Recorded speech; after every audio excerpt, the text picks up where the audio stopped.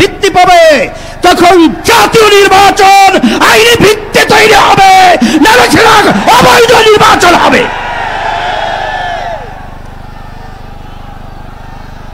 আজকে আমরা দেখেছি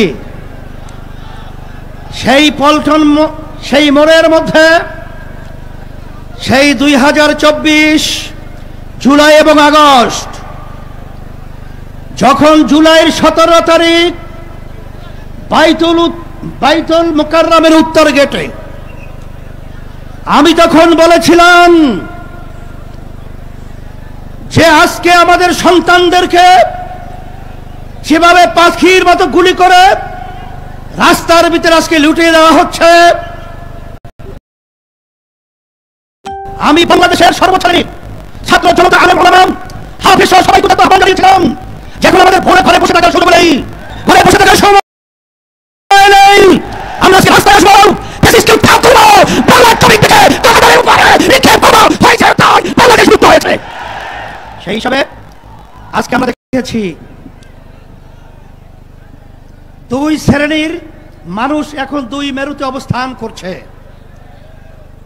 এর ভিতরে এক শ্রেণীর মানুষ হলো যারা নাকি আমরা দেশ প্রেমিক, আর এক শ্রেণীর হলো ক্ষমতা প্রেমিক। ফ্যাসিস্ট আওয়ামী লীগ সরকার তারা দেশ প্রেমিক ছিল না, তারা ছিল ক্ষমতা প্রেমিক। তারা কিন্তু এক পর্যায়ে আমাদের বাংলাদেশ থেকে পালিয়ে কাঁটাতার পার হয়ে ভারতে অবস্থান করছে।